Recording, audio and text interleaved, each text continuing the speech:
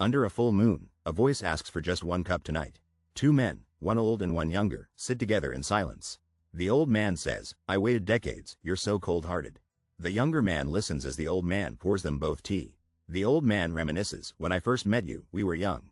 The old man's eyes look tired, filled with bittersweet memories. The younger man's face is serious, thinking about the past deeply. "I guess that was 40 years ago, when I first met him." The younger man pleads, "Use the regression technique to send me back." The man remembers a moment in the past, entering the room determined.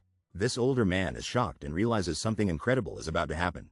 "Today, we're talking about the great regression technique. This thing is insane." Two warriors stare each other down. The tension in the room is intense. The great regression technique has been guarded by the Gui family for centuries. This technique is so hard, almost impossible for anyone to actually master. He's surrounded by scrolls, frustrated because he almost mastered the impossible technique. Turns out, you need 5 rare materials just to attempt the technique. Our guy's face drops. Collecting all those materials looked completely impossible. Suddenly he grins. "He'll help, but only if you get every material." The first material? The epic thunder bell, legendary relic of the heavenly wind cult. This is the divine incense brazier, the sacred artifact of the dragon family. Now we need the core essence of the legendary 10,000-year carp. And finally, the secret demonic soul from the demonic cult itself. All I managed to get was 5 million Niang, nothing else at all. But the man in front of me collected everything through decades of struggle.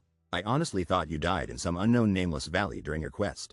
The old man is shocked, asking, "How did you even get these materials?" The long-haired man drinks, admitting he considered dooming the technique and killing him. The old man falls silent, holding his drink, clearly deep in thought. The long-haired man reflects he once met a young guy, now just an old man. Was he forced to change for the great regression technique over time? An old man finally asks, "Why exactly go back to the past?" The old man slams his cup down, tension rising in the room. The silver-haired man's eyes burn with fury. He says, "For revenge." The old man's face fills with shock and speechlessness hearing the answer. He asks if revenge really required going back in time with all his skills. The silver-haired man stares intensely, confirming his hatred runs deep. The silver-haired man reveals the name, Wa Mugi, hatred clear in his voice. It's revealed all 3 strongest leaders of Muram died by Wa Mugi's hands. We see brutal scenes, Muram and unorthodox alliance leaders both killed. The heavenly demon is slain, his throne left empty and bloodied. Wa Mugi, the strongest person in all of history, appeared. Wa Mugi stands triumphant, surrounded by chaos and burning destruction. The battlefield screams, "He's easily the strongest person of this era." An old man warns, "You can't defeat him, even with time travel." A determined hero says, "Even so, I must kill him, no matter what." The hero reveals, "The heavenly demon who died was actually my father." Shock fills the old man's face as the truth hits hard. The hero sits calmly, declaring vengeance isn't for his father or brother. The old man asks why. The hero reveals Wa Mugi killed innocents too. Wa Mugi's rampage left everyone gone, and not even pets were spared. A man and an old man argue if Wa Mugi could do this. He thinks he'll only be able to kill Wa Mugi in the past. The man questions why someone so strong needed to kill children, too. The old man listens in silence, his face showing the weight of his thoughts. The old man asks a favor if time travel to the past succeeds. He tells the other man, "If you go to the past, find me." The long-haired man asks why he should look for the old man. The old man wants the other to prevent him from getting married. The two sit across from each other as secrets and favors hang in the air. This mysterious man with white hair looks like he's hiding something huge. The old man laughs, not believing the other guy really wants to be stopped. The white-haired man asks to be told to live alone forever, and gets a promise. The old man and the white-haired man prepare for a super risky ancient technique. The old man says losing an arm and an eye was worth the demonic soul. In a room filled with mystical objects, a massive magical bell is unveiled. The old man picks up an ancient wooden box, eyes full of heavy determination. The box opens, releasing a swirling black orb surrounded by blue cosmic energy. Darkness erupts, tendrils of magic reaching for everything as the ritual begins. The old man chants a spell, directing powerful energy toward the enchanted bell. An ancient artifact starts glowing with insane power, filling the room with light. Suddenly, a vortex of blue energy forms, spiraling around a mysterious core. An old man focuses, chanting and channeling energy through his hands. The old man leaps into action, unleashing his power towards a shadowy presence. He collides with the energy sphere, cracking it open in a massive eruption. The old man looks shocked and exhausted, realizing what he just accomplished. The old man shouts in disbelief, "I did it," as power explodes around him. He turns, excited, saying, "Are you seeing this? I told you, I did it." The old man gasps, noticing something surprising across the courtyard. A young man with long silver hair quietly observes, clearly impressed but exhausted. An old man with a white beard stares at a blinding explosion. The old man keeps watching as the explosion grows more intense. Suddenly, the old man looks sad, regretful, and full of worry. He whispers, "I am sorry," regret visible on his face. The old man steps forward and says, "I am really sorry." A man in blue promises he'll find the old man and warn of disaster. The old man wishes desperately to go back to the past. With shock, the old man's eyes widen at what just happened. He can't move and realizes his demonic acupoint has been sealed. Someone speaks the name Gui Ryongja, adding even more suspense. An older man is shocked, accused by a furious, shadowy figure behind him. The older man glares intensely, interrupted and ready to confront the situation. Two men walk in a fiery hall. One says, "Of all people." The younger man pins the older man down, screaming, "How could you do this?" The older man gasps in pain, stunned by the sudden attack from the younger man. The older man tears up, apologizing, "I lost my rationality for a short instant." The younger man admits, "It was hard for you to gather those materials." A close-up of the younger man's regretful, intense gaze hidden behind silver hair. The older man looks anxiously at his trembling hand, trying to process everything. The older man coughs, admits his selfishness, while the younger man listens quietly. This guy is angry but decides not to kill because it's personal. The older man forgives him, saying he'll understand since it's him. The younger man reaches out his hand in a gentle, forgiving gesture. He thanks the old man for waiting his whole life just for him. The old man's face is filled with shock and overwhelming emotion. The younger man offers a small, understanding smile despite the situation. Tears streaming down, the old man says, I'm really sorry." The old man cries harder, unable to contain his guilt or regret. The older man, ghostly now, says, "What?" as truth sinks in. The younger man looks shocked and sad, facing the old man's spirit. Two men stand surrounded by butterflies as time suddenly freezes around them. The younger man stares in shock, thinking, everything just stopped. The older man, wide-eyed, asks, "What on earth?"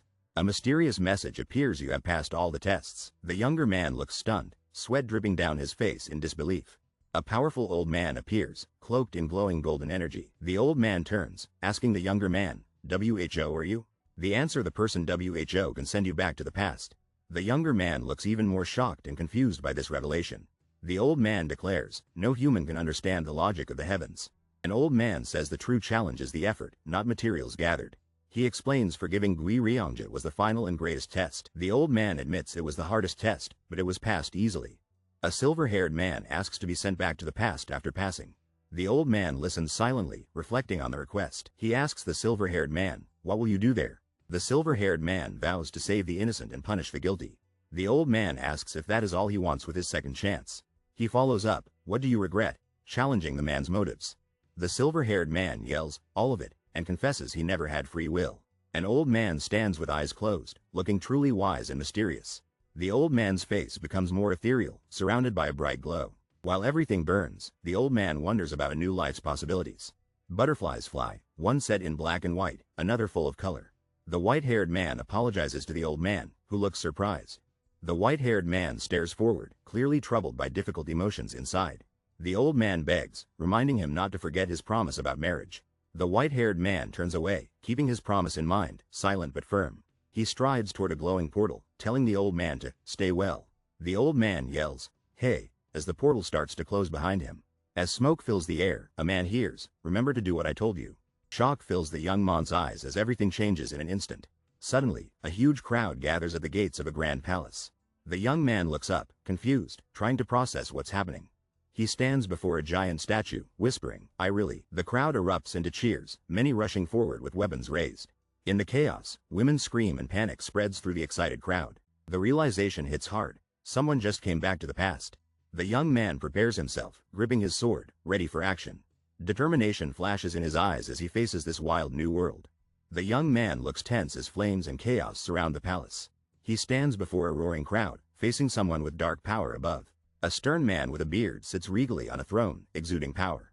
The ruler's intense gaze fixes on the scene, emotionless and cold. The young man glances back, calling out, "Father," with determination. Somebody leans in, eye-focused, ready to share a crucial secret. The young man smirks subtly, sparks of confidence flicker in his eyes.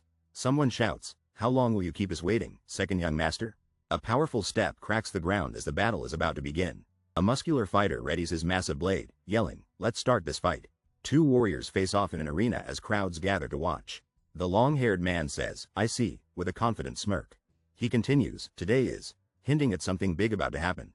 He declares, "The day of the new demon skirmish." His father, the heavenly demon, announces the next leader won't be just family. This shocking news throws the entire cult into an uproar. The cult members rave wildly, everyone eager for a chance at power. Now anyone could become the heavenly demon as long as they're the strongest.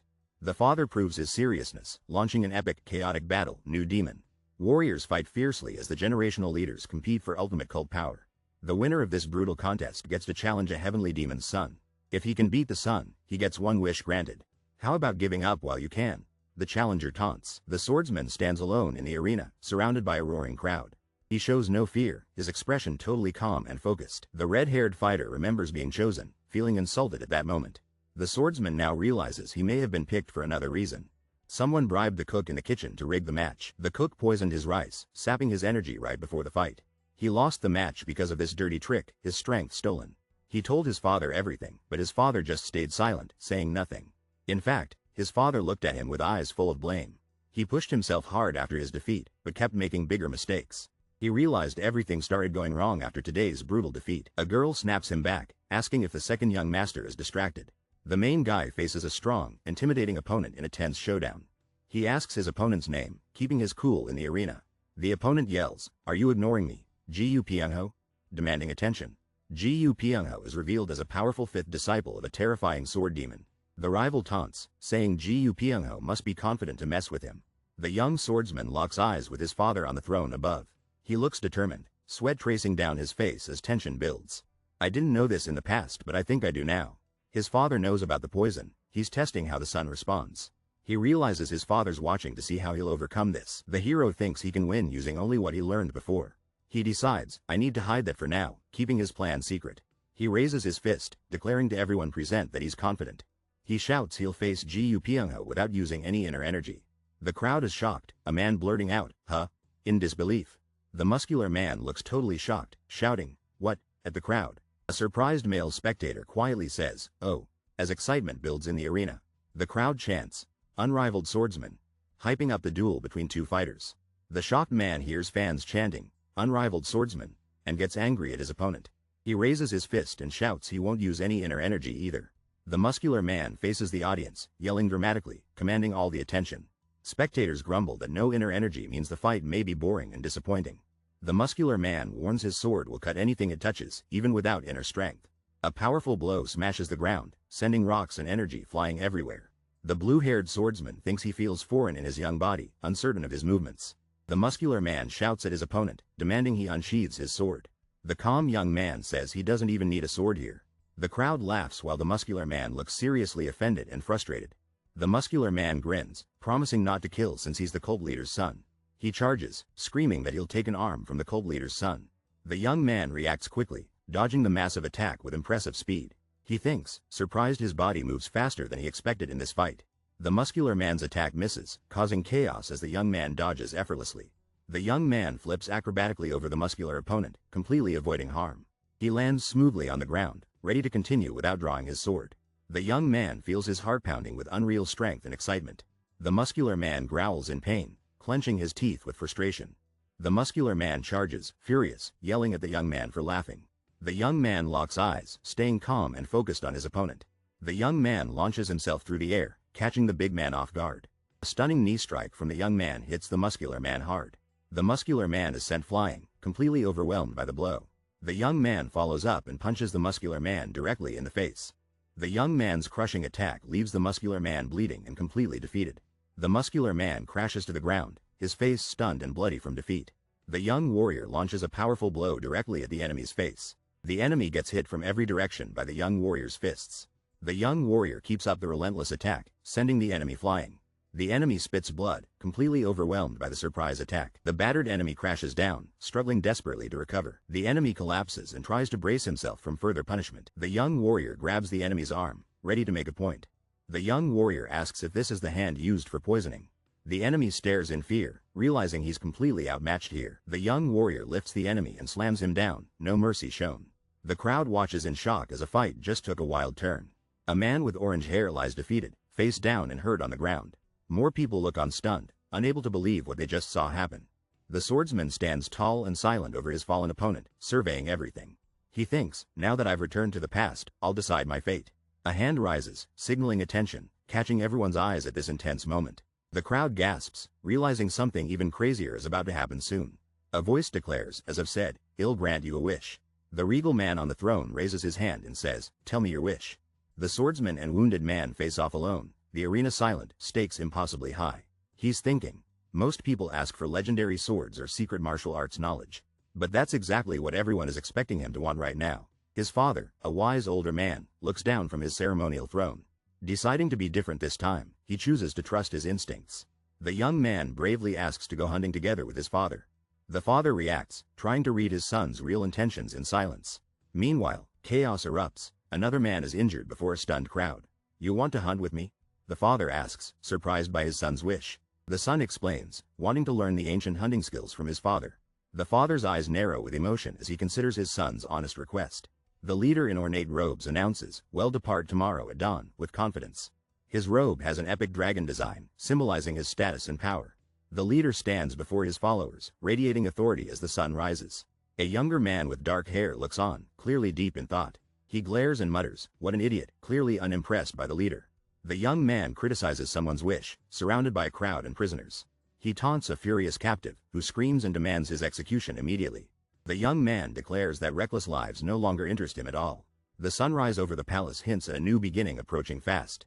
He looks at his reflection, amazed. He's young again, unlike his old self. This guy's staring at a mysterious man's reflection in the mirror, silent tension. He's wondering what Wamugi, the dangerous rival, is up to. If he finds and defeats Wamugi now, everything gets easier. Wamugi appeared out of nowhere and wrecked every major alliance. After destroying everything, Wamugi disappeared, leaving everyone confused and scared. Searching for Wamugi risks provoking someone way too dangerous for comfort. He decides his main goal is still surpassing Wamugi's strength. He stands alone in the study, quietly determined to get stronger than his rival. A woman steps in, praising him for fighting excellently today. He's getting recognition. She's watching from the doorway as he plans his next big move. He calls out for Leon, looking shocked and desperate for answers. Leon, his loyal bodyguard, confirms proudly that she is there for him. He didn't realize her huge size came from martial arts training. He never knew it was all for his sake this entire time. Leon was taught the body petrification technique, making her body rock hard. The flaw of her technique is it makes her body really massive. She risked her life, blocking an attack meant to kill him instantly.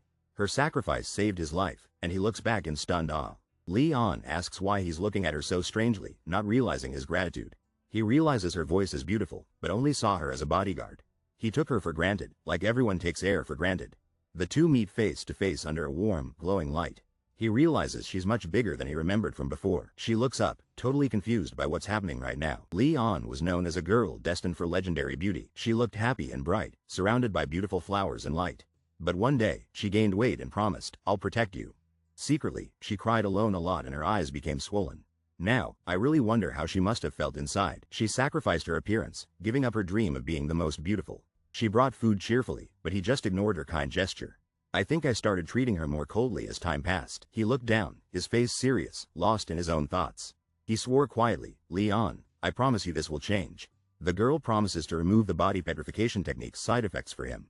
She asks the young master if he is feeling all right today. He stays silent, lost in thought, expression unreadable in the soft light. The young master assures her he's all right, insists he's actually doing good. She points out he's acting a little strange and seems concerned today. The young master notes Leon, his bodyguard, immediately notices his changes. He tells Leon to follow, promising to show her something stranger. Leon looks confused and asks, "Where are we going?" He replies with excitement, to flip the dining table. She's totally confused. The camera zooms out to an epic nighttime view of their destination. A mysterious man and his ally confront a group of nervous workers inside. The man with long black hair asks, "Why did you do it?"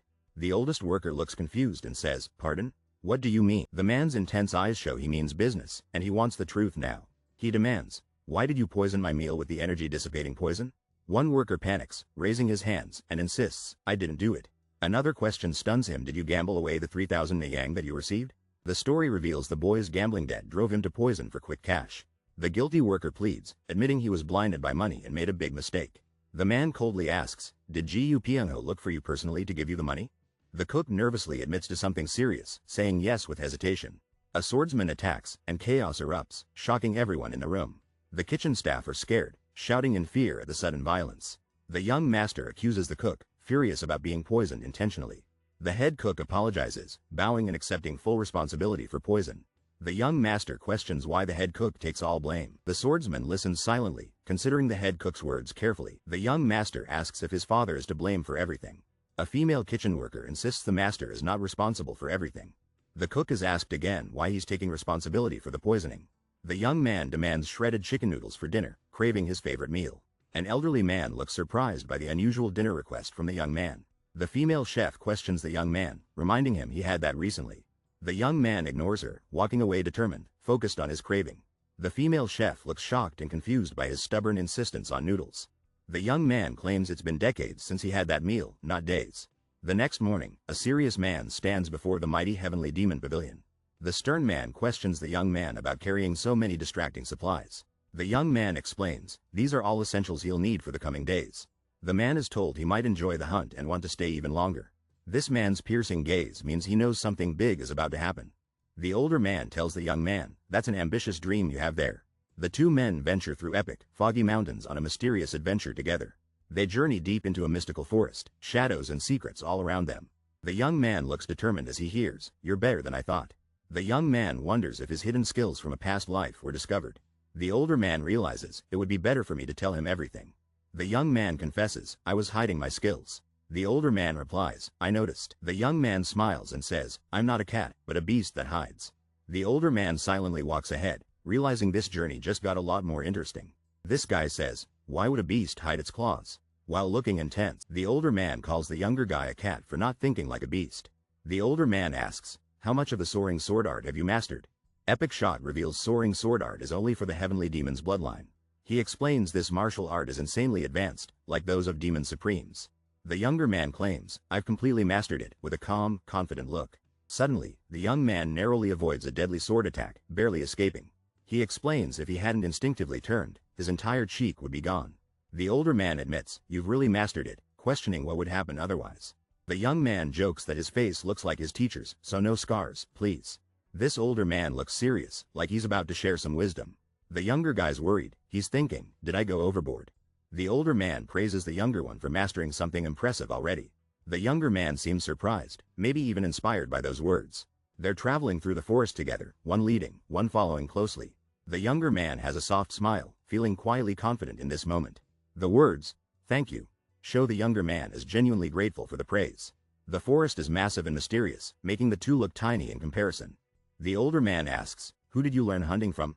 While kneeling, the older man calmly reveals, my older brother, sharing a personal story.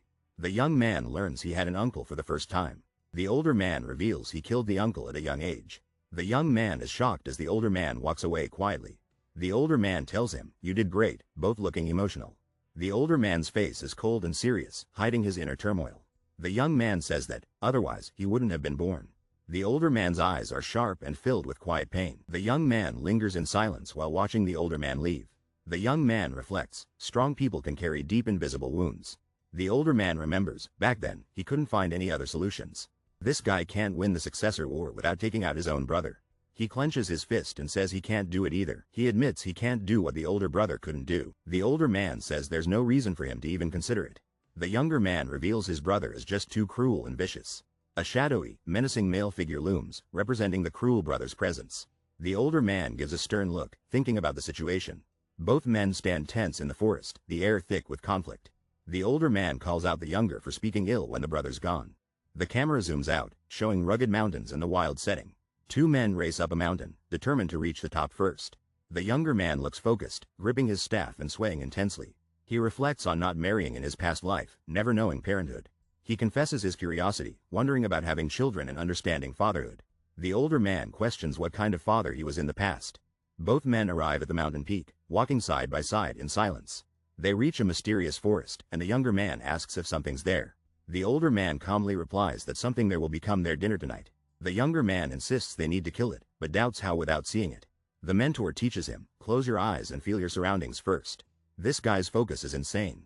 He looks like he's ready for greatness. He closes his eyes, diving deeper into his intense concentration. When martial masters sense opponents, they feel energy flows in the air.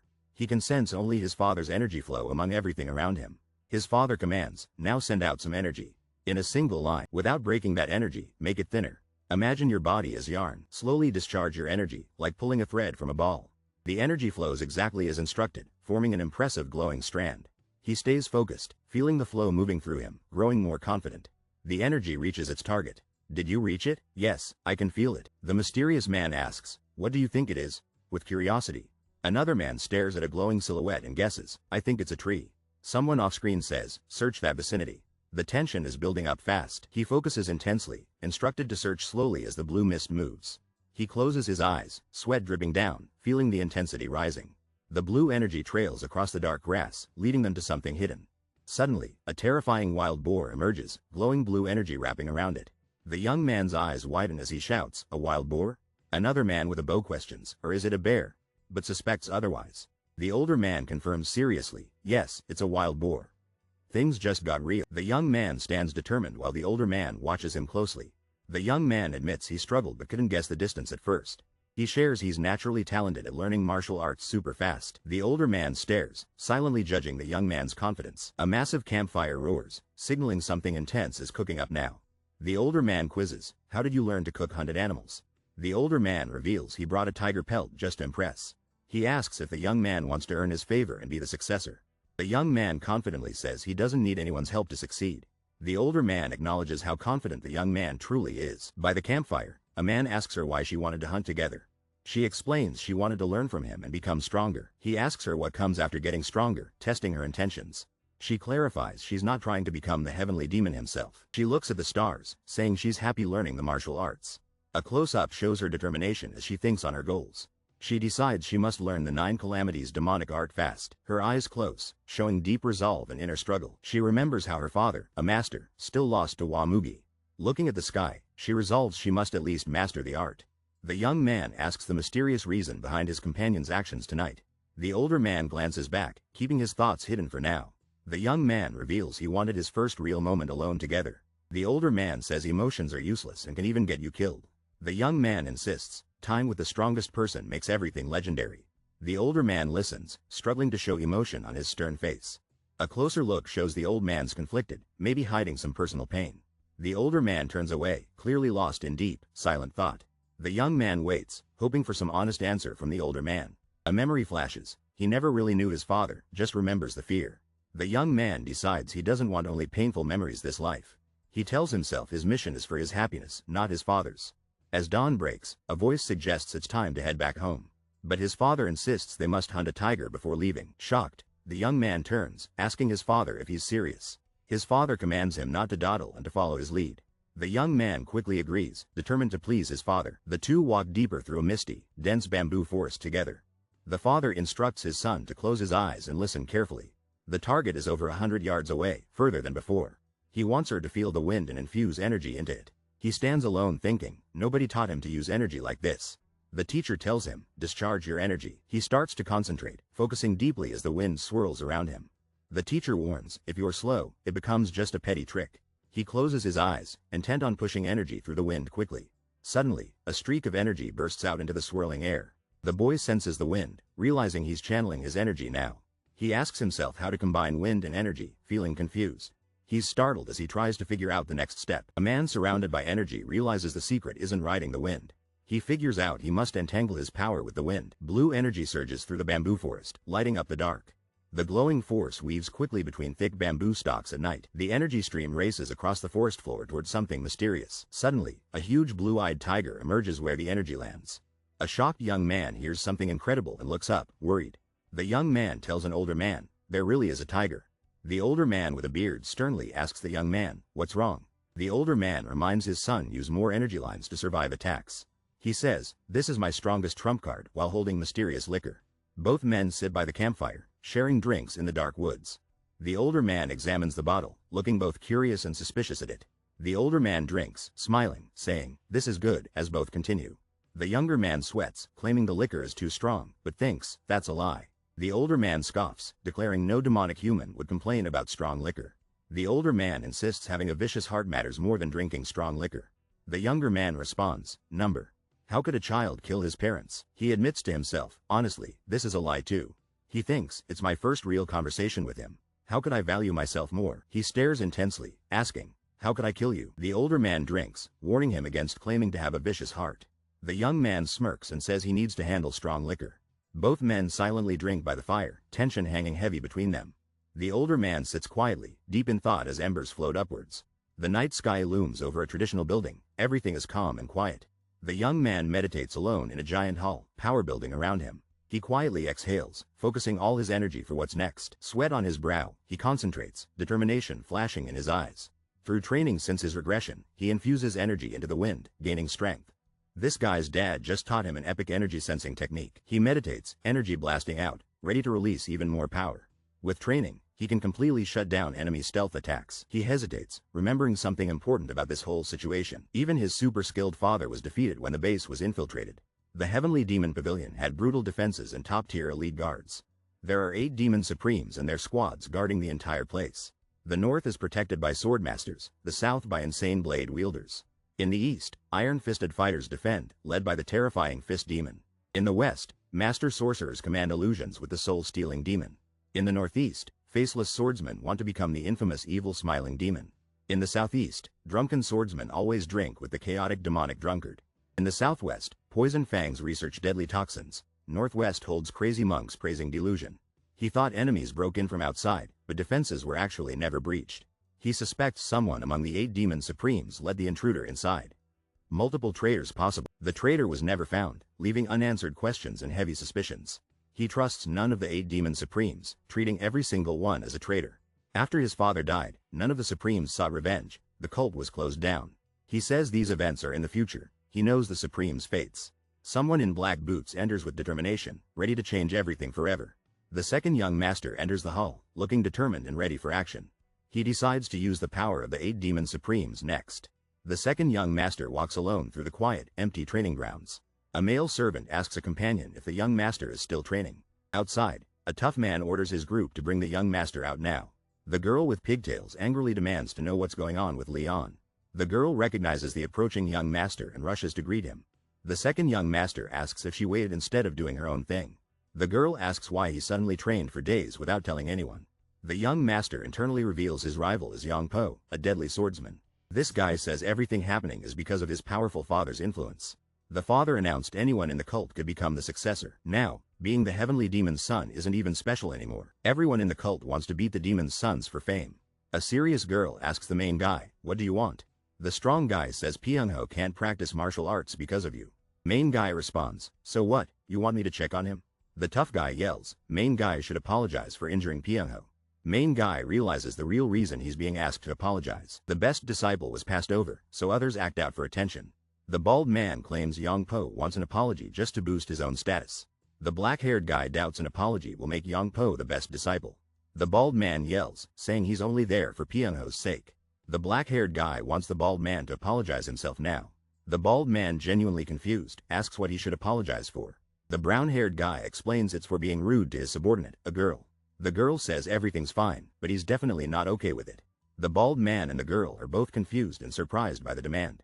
The girl repeats it's fine, but the black-haired guy insists it's not. The girl looks shocked and speechless as tension fills the air. The man demands Yongpo to kneel down and apologize, causing tension instantly. Yongpo mocks the request, questioning if he must kneel to her. The long-haired man smirks, telling Yongpo to stop running his mouth. Yongpo shouts he'd rather die than kneel to her, refusing completely. The long-haired man grins, granting Yongpo's wish for a fight showdown. He slowly draws his glowing sword, ready to settle things his way. Yongpo flinches as the action suddenly gets way too real for him. The girl with pigtails reacts, eyes wide as chaos unfolds in front. Yongpo mutters that the long-haired man has truly gone crazy now.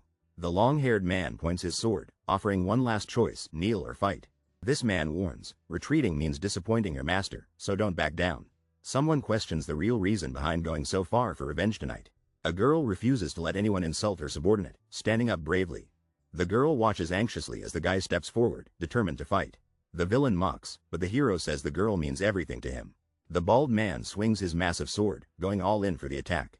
Another man shouts, telling Yongpo not to carry out his attack now. The girl, shocked, calls out, "Young master," as he moves to protect her. The standoff is intense, swords drawn, smoke rising, everyone ready for battle. The villain taunts, reminding the hero he's the son of the heavenly demon. The bald man swings his giant sword and threatens, "He'll take your arm." The young man and a girl watch nervously, others look shocked behind them. The long-haired man faces the bald attacker, tension rising as he charges forward. The bald man swings his sword fiercely, aiming straight at the young man. The young man counters boldly, surprising the bald man with his sudden attack. The bystanders are left shocked, realizing the tables have turned instantly. The girl covers her mouth in shock, eyes wide at the outcome. The young man coolly says, "Your mouth was the cause of your death." The young man explains, "You insulted my subordinate and never apologized." The girl looks relieved, realizing the young man defended her honor with victory. This mysterious man just stormed the room and took everyone by surprise. The bald guy didn't stand a chance, he's already down for the count. The main character stays calm, his eyes showing zero emotion in battle. Two panicked men rush toward Yongpo, who's lying motionless on blood-stained ground. One man yells if the swordsman can handle the consequences of his actions tonight. One man nervously tells the other, "Your mouth resembles his." The dark-haired swordsman threatens, "Repeat my words exactly, or I'll find you at dusk." The swordsman watches the two men drag away the fallen body in fear. The grim swordsman turns to a girl and asks, "Why did you do that?" She looks surprised as he asks, "Why help someone like me?" He replies, "Leon, you're worried about me, even after being hurt emotionally." He explains, "I simply killed someone deserving it." Blood Heaven's bladesman wouldn't let it slide. The swordsman's intense eyes show he made his decision without hesitation. Leon is terrified because the demonic cult's martial masters are powerful. The Blood Heaven's blademan is one of the 8 demon supremes. I crippled one of his disciples, then killed another in battle. The male character knows the blademan won't get involved without a real reason. The female character says he'd just get criticized for bad teaching. She explains that the blademan doesn't actually have that kind of pride. The male character gently assures her not to worry so much about him. The female character looks up with surprise, uncertain but touched. They share a moment, looking into each other's eyes tenderly. Later, the two walk away together, leaving the past trouble behind them. This guy believes he'll actually benefit from killing Yongpo right now. He crushed Gu Pyongho, then Yongpo. Everyone in the cult will notice him. A girl thanks the young master for his actions earlier today. She beams, telling him she's truly happy he supported her today. He gives a sly, satisfied look, clearly pleased with himself. The young master looks away, staying mysterious and unfazed. He warns her to never forget this, and she promises, "Okay." He thinks to himself, "Yes, Leon, keep smiling like that." The young master really wants Leon to stay this happy forever. Under the peaceful moonlight, this epic day finally comes to an end. Our main guy is just chilling on a giant rock outside a temple. He looks totally lost in thought, wearing loose old school clothes. He's talking about feeling totally defeated after the demonic cult ended. He explains the depression was so deep, only a life goal kept him going. Now he's wondering if things would have changed without the regression technique. Suddenly, he gets startled as some kind of strange energy appears beside him. He turns, eyes wide, staring at a fiery vision of another man. The vision gets closer and he starts sweating, realizing something is happening. The fire surrounds him more as the vision becomes way more intense. A terrifying monster towers over another version of him, holding a massive weapon. This guy's eyes go wide as he sees something unbelievable happening. An older man, called the Blood Heaven's bladesman, appears surrounded by intense flames. The younger man panics, thinking, how did he get here so fast? He realizes no matter his knowledge, his lacking energy means he can't dodge. He looks nervous, beads of sweat, clearly worried about what's coming next. The older man and the younger man suddenly land together on shattered ground. Close-up shows the older man stoic, while the younger man looks cautious but collected. The older man grins slyly, radiating absolute confidence and a bit of menace. He asks, "Why did you do it?" while keeping his sword close to the younger man. The younger man grins, replying, "I did it because he acted like a fool." The old man raises an eyebrow, surprised, and mutters, The old man taunts the younger man about fighting the heavenly demon's son. The old man closes his eyes, looking serious and unfazed by the challenge. The old man forcefully slams his massive sword down towards the ground. The old man threatens to cut off the young man's head and show it. The young man mocks, doubting the old man would attack because of his father. The old man remains stoic, eyes still closed, hiding his next move. The young man stares at the massive blade inches from his face. The old man suddenly leaps up, smashing the ground between them dramatically. Dust explodes everywhere as the old man's attack shakes the entire ground. The young man looks serious, something big is about to go down. On the ground, lines split the snow. Someone claims the biggest share. The older man with a mustache listens to the young man's explanation. The young man glances away, deep in thought about the situation. The old man points directly at the dividing line on the ground. The young man explains, "I'm his son, so I get the bigger share." The old man closes his eyes, clearly not impressed by the deal. The old man laughs, joking about carrying the young man's head back. The young man grins, insisting his father's love is underestimated here. The old man grabs his weapon tightly and gets ready for anything. The intense swordsman with glowing red eyes says, "Let's test that out then." The young man hesitates, clearly nervous as he faces his opponent. Another man shouts, warning, "He has 2 sons and there's only one of you." A close-up shot shows an older man's determined mouth and gritted teeth. The older man smiles, admitting, "You are not as foolish as my disciple." The nervous young man steadies himself, gripping his pant leg resolutely. The young man taunts, "If your disciple was like you, he'd still be alive." Someone announces, calling the main character, "Second young master." The older man confesses, "I've lived my whole life with misfortune. Hope we don't meet often." The young master smirks slightly, replying, "He'll be sure to remember that." This guy walks outside in his robe and suddenly spots something weird. He looks absolutely shocked, sweat dripping as he stares ahead. Under the moonlight, he sees something flying above the rooftops. He approaches a giant stone, still looking super cautious and tense. The guy looks determined, maybe bracing himself for what's next. He clenches his fist, building up his courage for whatever he's facing. Gritting his teeth, he reveals fresh bruises on his ribs. An old man asks, "Why did you do it?" The guy blames him immediately. The young man looks away, clearly stressed out and deep in thought. He reveals, the Blood Heaven's bladesman isn't reckless, he plans everything perfectly. This older man realizes someone threatened to take his head to his father. He says, "He came here to see me." The scene shifts to a mysterious, windswept temple under a dark sky. He remembers fighting a disciple and making a unique impression on his opponent. He thinks the man wants to test him after defeating the disciple. A young man with long dark hair wonders if he's fit for succession. He asks himself if the Blood Heaven's bladesman is his first opponent. The young man stands confidently with blue energy swirling around him. He sits in the middle of a glowing room, power surging all around. Blue flames spiral as he feels the pressure and braces for the test. A man in dark clothes lands dramatically on a rooftop, ready for action. He leaps across tiled roofs under moonlight, sword drawn, moving with purpose. His sharp eyes scan the area, searching for something or someone important. The man faces another mysterious figure on a distant rooftop, tension rising. The older man, standing tall, is recognized as "Father" by the younger man. Father's expression is intense. He looks down with narrowed, serious eyes. Father proclaims, "I heard you killed the disciple of the Blood Heaven's sword demon." The younger man calmly responds, "Yes, his disciple was deserving of death." Father's expression remains stern, the situation clearly serious and unresolved. Whether he deserved to die or not doesn't matter, Father declares from the rooftop. The young man hears he must face punishment and is instantly shocked. The older man wonders why punishment is demanded for killing one disciple. The young man realizes this is all to test his bond with his father. He knows the punishment will reveal if he's a true heir candidate. The young man's father arrives, declaring he must deliver punishment himself. The young man protests there's no reason. Father claims justification exists.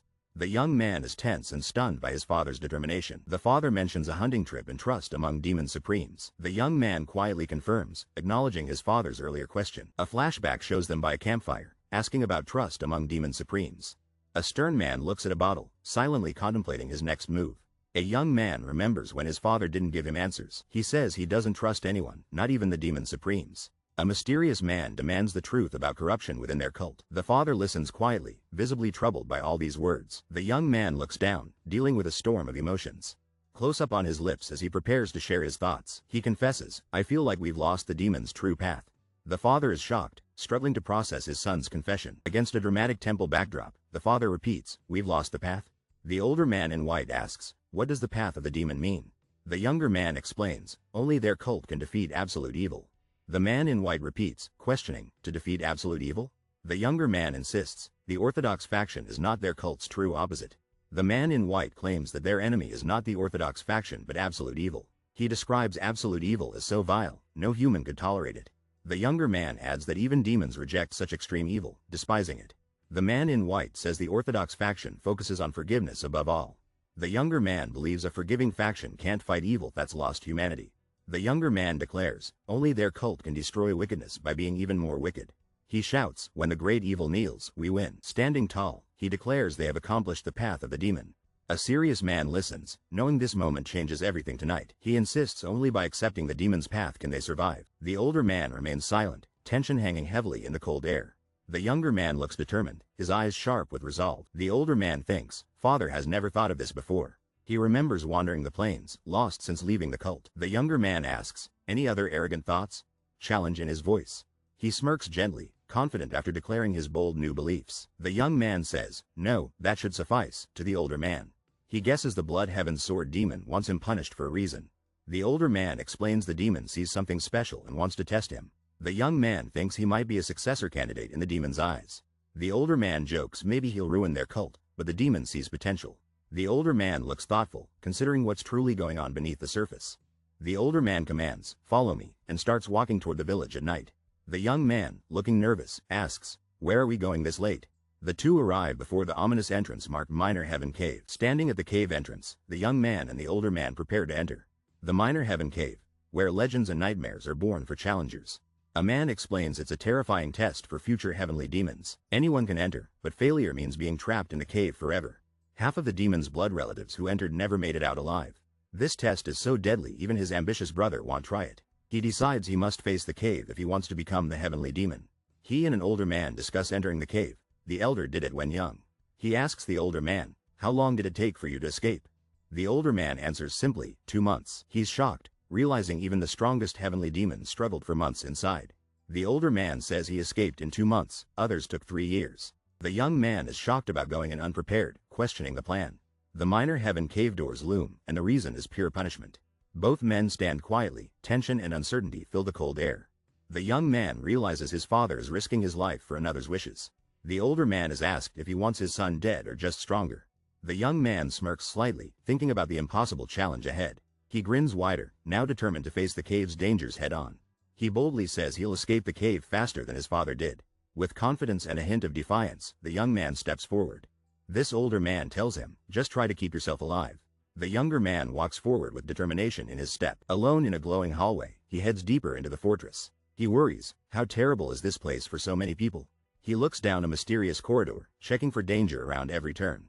The room glows as the young man explores, ready for any challenge. He finds a black pedestal and reacts in shock at what he sees. Challenge rules appear: defeat enemies without powers or wait 10 days. The young man takes a second to process this impossible task, realizing he'll have to eat grain balls to survive during this challenge. This guy says there's no time to waste and steps into action. He looks determined and totally focused, ready for the challenge. The room fills with moving training dummies, all headed toward him fast. Dozens of dummies with red stripes close in, surrounding him everywhere.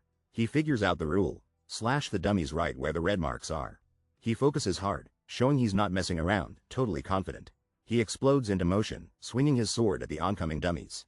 His eyes are intense, he's locked in and planning every move. He demolishes dummies, cutting exactly on the red marks, super precise. Pieces are flying everywhere as he dominates this insane, non-stop challenge. This guy smashes through enemy robots, scattering pieces everywhere like it's nothing. He realizes, they're tougher than I thought, but he's not backing down. The young man scans the wreckage, surprised by how many still stand strong. He grips his sword and shouts, "I can't let them go down." He launches himself into fierce combat, dodging and attacking with incredible speed. Standing ready, he faces an army of damaged yet undeterred robot enemies. He sprints forward again, determined and faster, leaving a burst of energy behind. The relentless assault smashes robots left and right across the battlefield. More robots collapse under the force of his attack. The tide is turning. An explosive charge knocks back the remaining robots, shocking everything in his path. He yells the last one, and smashes the ground with incredible force. A robotic enemy rises from the debris, glowing with menacing energy. The enemy lunges forward, glowing red eyes locked on his target. The main guy charges with his sword, unleashing a furious attack. Breathing hard, he realizes dropping his guard almost cost him 10 days. He thinks, before my regression, I couldn't finish this first trial.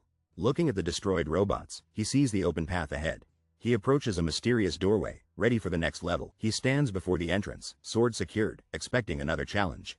Past attempts are in 9 tries, 16 tries, and 37 tries. This guy is trapped, desperately wondering if he'll ever escape alive. He realizes these messages are from people who tried before him. As he investigates, he notices some strange handwriting at the end. Suddenly, he recognizes the handwriting. It's from his father. He can't believe his father talked trash about their ancestors. The guy steps forward, suddenly alerted by something in the strange room. He faces a massive armory, walls covered in every kind of weapon. He stands still, carefully eyeing the mysterious and intimidating weapon display. He thinks there are so many weapons here, almost too many choices.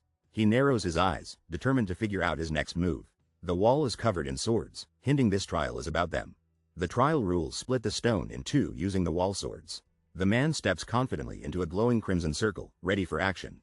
He stands before the stone ball, serious, the pressure is on. Suddenly, a mysterious long-haired man appears, watching the competitor closely. The main character thinks 2 hours is overkill for slicing a sphere. He wonders if there's a trick to these instructions and starts thinking deeply. He grabs a sword from the wall, ready to make his move. The man powerfully smashes down on the ball, but it resists the attack. He realizes brute force alone doesn't work. Time for a new strategy. This swordsman says he'll use enhanced sword aura to slice this in half. He wants to finish fast and reach the next crazy trial. Blue energy explodes as he powers up, ready to unleash a massive attack. His sharp gaze locks in, totally focused on smashing this challenge. He's still staring, calculating every move before bringing down his sword. Blade flashes downward, packed with insane sword aura energy and speed. He stops, thinking it'd be way too easy to just cut now. Our hero wonders how anyone else could possibly clear this impossible test. People tried, failed, some used aura, but one says he did it without. Others say that's totally impossible, no way he cut it without using aura. The swordsman hears, absolute nonsense. If there's heat, you lose. He questions why his approach is different from his first trial. The trial split the stone using sword aura or enhanced sword aura. He realizes passing the trial means not using any sword aura. He remembers his father's warning, enhanced sword aura produces heat. He strikes the stone hard, sparks flying everywhere, no aura use. He keeps hammering the stone, but it remains completely unyielding. Desperate, he swings again, the trial's pressure growing with each hit. Exhausted, he can't even scratch the stone, time is running out. Stress mounting, he wonders if he should just cheat and use power. This guy's sweating and clenching his teeth, something major just happened. He's trying to catch his breath, clearly exhausted from something intense. Suddenly, he hears someone calling out, "Father." He thinks back, remembering his father's insane sword skill without aura. Our hero is shocked, asking himself, could it be? He's powering up, surrounded by a wild blue energy, ready to act. The energy surges toward a mysterious ball sitting on a table. The glowing energy wraps around the ball, intensifying and sparking. His eyes widen in shock. He's witnessing something unbelievable right now. He realizes the energy lets him see a faint line on the ball. This guy's about to strike a mysterious black orb with his sword. He realizes the glowing circle isn't an illusion, but actually real. He closes his eyes, focusing and building up his concentration. Something powerful is unleashed as he swings his sword down. He smashes the object, sending pieces flying everywhere in the room. The guy shouts excitedly, "I did it." With a huge smile on his face, he notices something odd inside the wreckage and mutters, He stares in shock, sweating as he says, "That's." A glowing demonic essence pill is revealed, shocking the swordsman completely. The demonic essence pill grants insane energy to martial artists with demonic skills. This guy almost exploded the pill by using sword aura to cut it. He smiles, knowing this rare reward is only for the most skilled. He remembers his father's advice, don't create heat, and thanks him quietly. He sits cross-legged, starting to absorb the pill's powerful energy. His face marks glow as the demonic energy surges through him. Suddenly, he glows, flooded with pure energy, his transformation beginning. The power explodes outwards, dark energy swirling in the entire room. His eyes open, now shining with new, mysterious strength. He stands up, visibly stronger and ready for whatever comes next. He slams his fist down, determined to face the next challenge. This guy just got a massive boost in energy and confidence. The rules are clear: tell life from death or try again later. He's stumped. What does it mean to differentiate life and death here? Stepping into the crimson circle, he stands ready for the mysterious test. His intense eyes focus, ready to analyze everything in front of him. He's presented with a set of different leaves and plant branches. He realizes the trial is about telling herbs from poisonous plants. He gives a small smile, feeling totally confident in his abilities. He remembers learning every herb and poison, and now it's finally paying off. This guy just dove straight underwater, searching for something important. He says, "This is an easy trial for me." Confident mutt? He finds the only plant that isn't poisonous. That's wild. Another man steps up, holding a plant, ready for this crazy test. The original man arrives as the challenge gets even more intense. He explains there's a second test, so nobody gets lucky by guessing herbs. The first man examines a new herb with absolute focus, no hesitation. The other guy eats a plant, determined to get this right. The challenge pauses. He wonders if it's really over this quickly. The guy's eyes show he's still totally locked in and suspicious. This guy just entered a mysterious glowing room, ready for a crazy challenge. He talks about turning poisonous from testing dangerous herbs again and again. His father warned him, forget luck, remember every single poisonous thing eaten. The last trial is brutal, beat the illusion trap or really die trying. He realizes one wrong move in this trial literally means certain death. He promises vengeance on whoever invented this deadly trap, once he's strong enough. He admits he's terrified and swears he'll never do this insane trap again. Suddenly, "Don't rest," echoes in his head, making him question if break time's allowed. Standing bravely in a glowing red circle, he searches for any last hints. He understands the advice wasn't just for the trial, but for life itself. This guy walks through a glowing portal and looks super confused right now. Suddenly, he hears something and turns his head, staying totally alert. The dude finds himself alone in a huge, deserted wasteland and freaks out. He whispers, "Wind." All of this. Even spots a lizard moving like it's real. He kneels, grabs some sand, and says it all feels unbelievably real. He realizes it's an illusory life and death trap that feels insanely convincing. He narrows his eyes, focusing as things start to get even weirder around him. Then, he's surrounded by a vicious army of zombie warriors charging in. The zombie illusions look terrifying, almost as if they're actually alive. He can literally feel the presence of every single illusion around him. The swordsman faces a mob, their deadly intent clear and focused. The swordsman smirks, realizing something important about this intense moment. He thinks this dangerous situation is actually a good opportunity for him. He quickly draws his sword, determination written all over his face. Standing confidently, he prepares to battle as attackers charge toward him. The bandits attack wildly, desperate to take down the swordsman no matter what. He stands unfazed, watching as the attackers rush in swinging their blades. The swordsman's eyes go wide in surprise, something unexpected is happening. One of the bandits comes dangerously close, landing a heavy blow. The swordsman counters from below, clashing swords with the bandit in mid-attack. Two terrifying enemies charge at a lone swordsman, ready to attack fiercely. The young swordsman leaps into action, swinging his sword against countless foes. He dashes with incredible speed, declaring he's not fighting humans at all. Power surges around him as he harnesses energy, getting ready to unleash everything. He slashes through the monstrous horde, shouting he can fight without any hesitation. The hero reveals the secret. Thanks to the demonic essence pill, he's supercharged. Deadly blades fly through the air, aimed directly at the swordsman's heart. More bladed weapons follow, the danger multiplying every single second. The swordsman narrows his eyes, locked in total focus for the fight. The horde surrounds him, but the swordsman stands fearless at the very center. This guy's eyes show he's ready for the most epic challenge ever. He imagines the crazy enemies he will have to take down today. Our hero remains calm while chaos literally surrounds him from every side. She stands in the center, completely surrounded by undead warriors with glowing swords.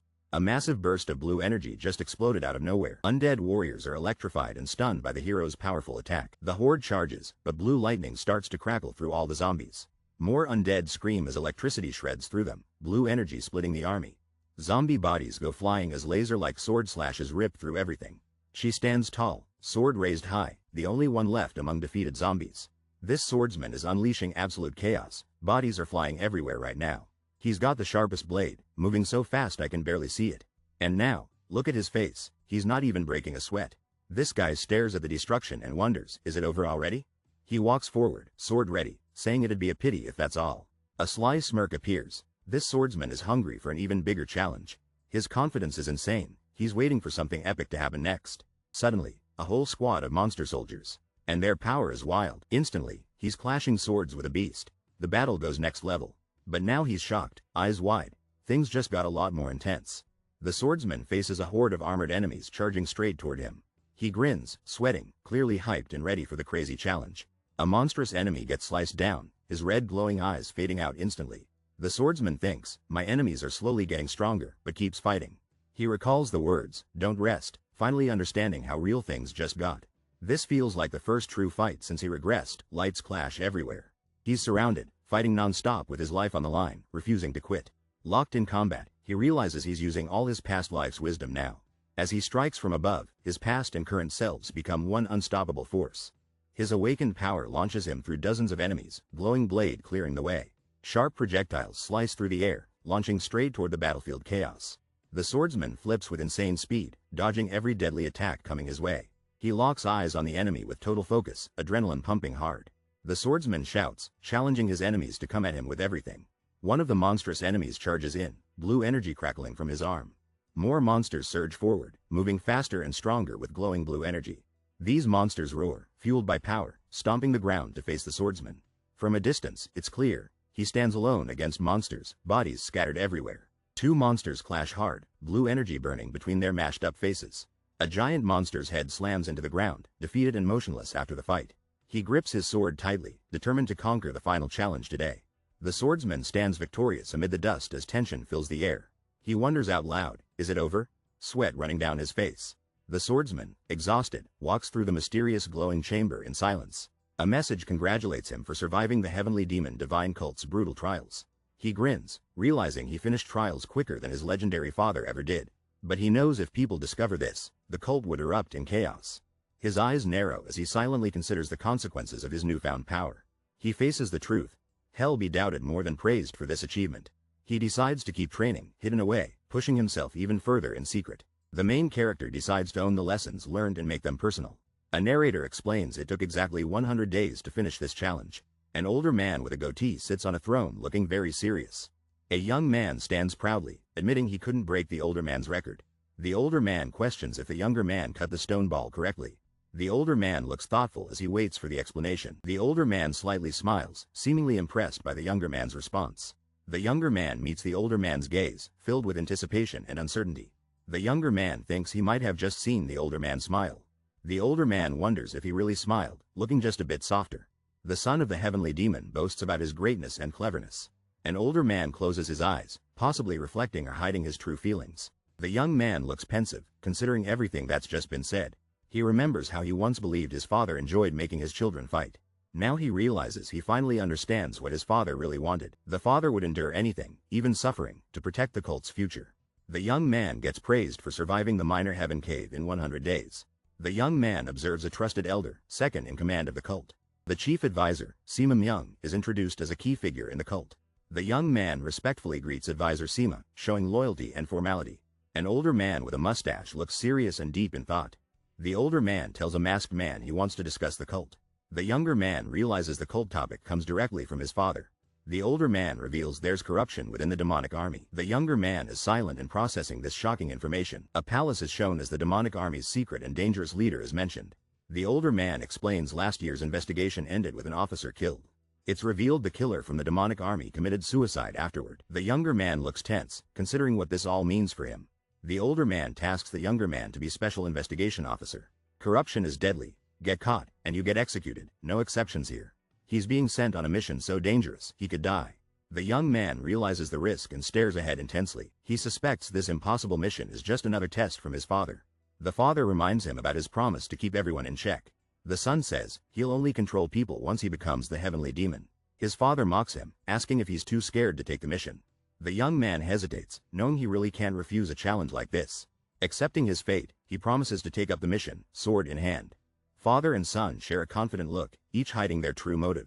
This guy doesn't know his father's plan but is ready to impress anyway.